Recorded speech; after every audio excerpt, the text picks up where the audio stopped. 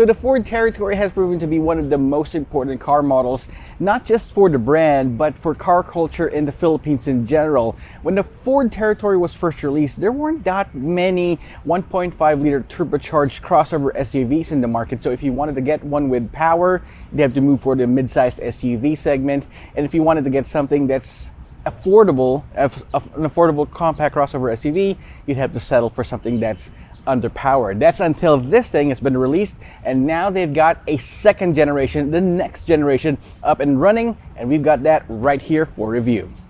What's going on, guys? Roy Robles here from Zigwheels.Ph, and today we'll be reviewing the next gen, all new Ford Territory Titanium.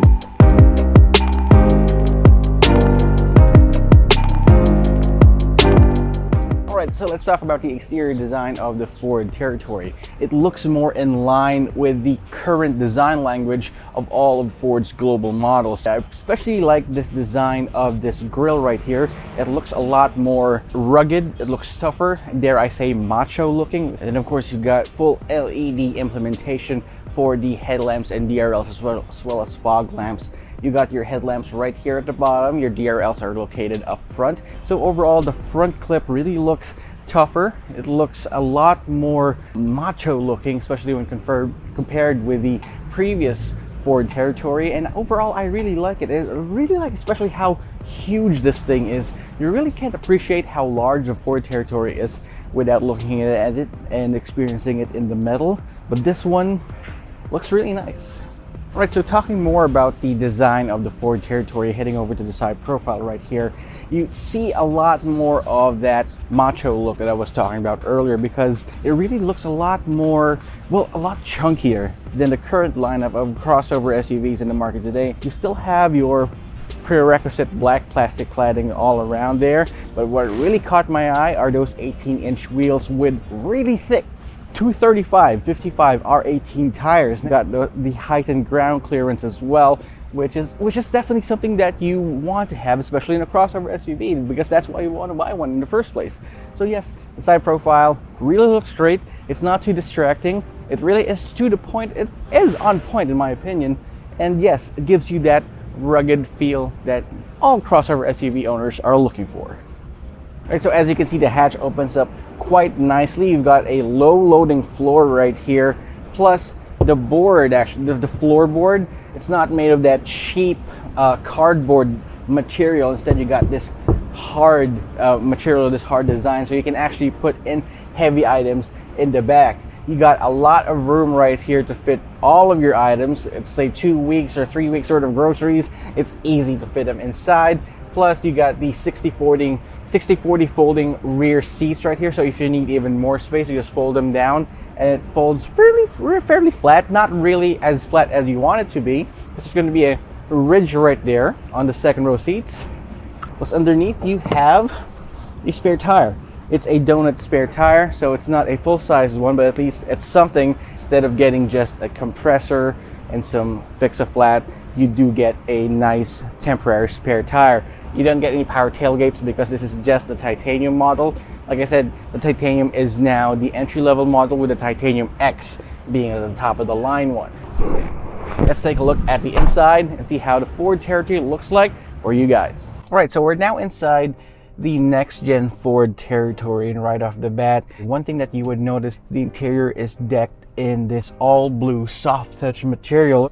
See, as you can hear, all my knocks on it are pretty muted because of that rubberized material, which I really like. And the dashboard features this really convincing wood grain material that follows through the side door panels all the way to the rear. But one thing that's really gonna jump right at you is this center console. You got a really large touchscreen infotainment system, as well as this smaller multi-information display on the gauges as well. The touchscreen infotainment system does have wireless Apple CarPlay and Android Auto. The thing is though, I've learned that Apple and Android actually are not quite there yet when it comes to reliability for those wireless types of connections. So from time to time, if you lose connection, if you lose a data connection, it's gonna disconnect itself from the phone and then try to reconnect. It's kind of a hassle So personally, what I still do, I still use a USB port to connect my phone and activate Android Auto there. Speaking of USB port, the USB port is located right underneath this center console. And then you got two ports. You got a USB-A and USB-C. The USB-C port is only used for charging. The steering wheel, by the way, is both adjustable for both reach and brake, which I really like. Yep, you can definitely get your optimum driving position a little easier that way, especially with these power operating seats. You know, these seats can go up and down, forward and back. You can recline, and it does have lumbar support adjustment. Yes, I really appreciate that feature. You got a sunglass holder. It doesn't have any panoramic sunroofs, but there is a provision right here for the sunroof. A top of the line model will definitely have that. The aircon controls, you'll have to dig through the menu system right here in order to get to them. But another easy way for you to do that is you have to press the capacitive buttons located right here on top of the center console. This has dual automatic climate control, by the way. So in order to access the AC controls, just click on one, and then the screen will show itself with the AC controls. My problem with that, though, is that it would be difficult for muscle memory, especially for you to access all that, because instead of having just dials and buttons right there to complete the task that you need the AC to complete, you have to dig to the menu system in order to get there, and that can be, that can be cumbersome to some people. Also, there no longer is any cooled seats here on the titanium trim, but no worries, you can find that in the titanium X trim. All right, so there are a couple of more things right here. You got wireless charging. It's not really going to be as fast, but if you want a fast charger, just charge it to the USB port right there. You no longer get a traditional shift lever. You now have this dial for park, reverse, neutral, and drive, as well as a button for low gear. All right, so that's enough about this. Let's take a look at the rear seats right there, because there are a few things that I like to show you which you're gonna really love. Right here, the second row seats, you'd notice that there is a lot of space to play around with. It's got a lot of space for activities right here. I can definitely see fitting to a 3 of myself right here in the back with no problem squeezing in at all. But if I want to be the only passenger here in the back, that definitely works for me as well.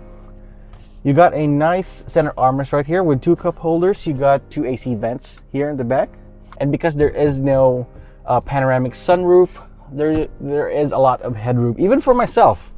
Got a lot of headroom right here. But my favorite part, of course, are those flat floors. So you got a really flat floor right here. And yes, because of the flat floor, I've got a lot of room for my legs and a lot of room to relax.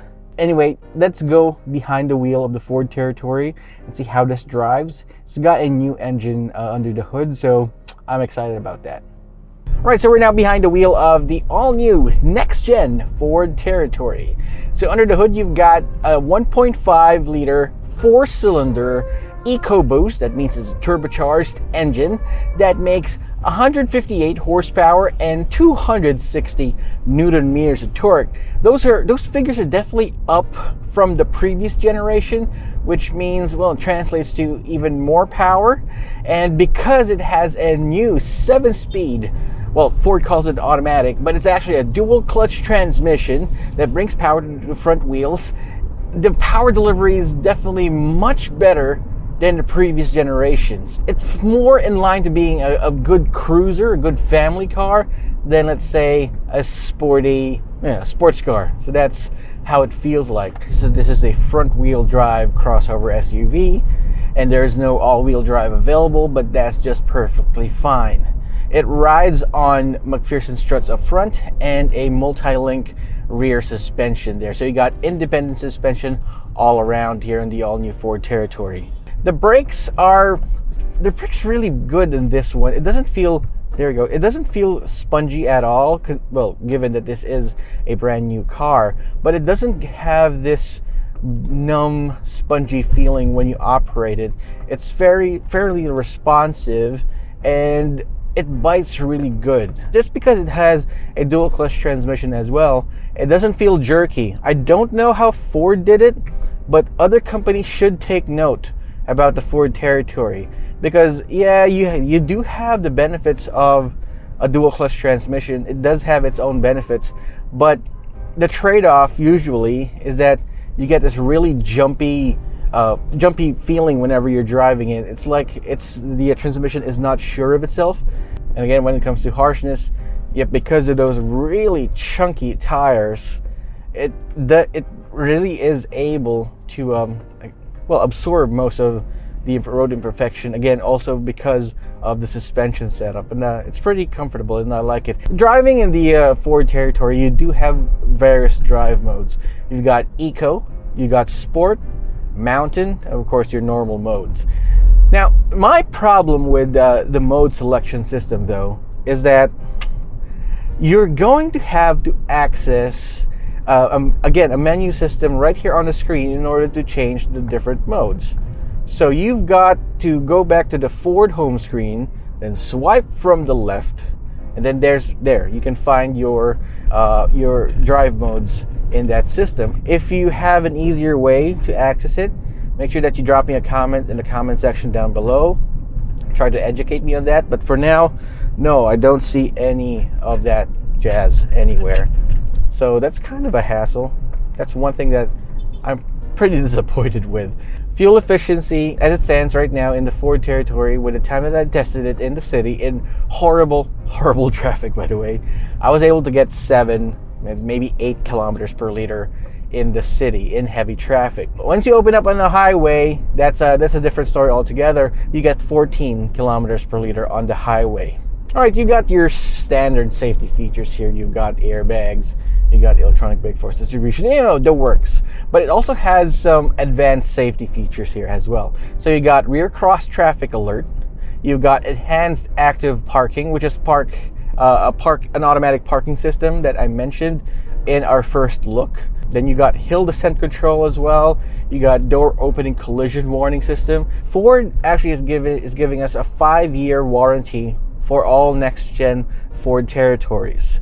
So that's actually great. And they've also mentioned that they're greatly improving their parts availability because they're building some new warehouses here in the Philippines to make sure that it keeps up with the demand. The Ford Territory, the previous generation one, is actually the best-selling crossover SUV in its segment, which says a lot of things.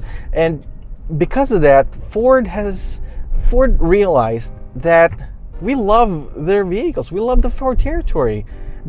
They didn't really expect us to love it as much as we do now, but I guess they've already learned their lessons. And so thanks for sticking with me all the way to the end of this video, and because you did, I'll be revealing the price of this bad boy. So the Ford Territory Titanium, the one we're testing today, is available for just 1,399,000 pesos, which really isn't that far off from the Ford Territory that replaces the previous generation Ford Territory. But if you want to get all the bells and whistles, the advanced driving features, the bigger wheels, the power tailgate, the cool seats, the bigger multi-information display for the gauges, you'll have to go for the Titanium X variant that comes in at 1,499,000 pesos. And if you ask me, that's really not such a bad deal considering the size of the vehicle, the power under the hood, the looks, the overall features that you get inside. The next generation Ford Territory has really transcended itself above the previous generation model. So if you're in the market for a more upscale, a more luxurious, a more powerful crossover SUV than the ones that you're already used to, the Ford Territory, again, the next generation Ford Territory, will definitely be your cup of tea. But I want to know what you think. Do you think the Ford Territory has what it takes to take on the new kids on the block ever since it was first released? Well, drop me a comment in the comment section down below, and while you're at it, like the video, subscribe to our channel, and hit that notification icon so you wouldn't miss any of our videos. Once again, this is Roy Robles from Zigwheels.Ph, and I'll see you guys next time.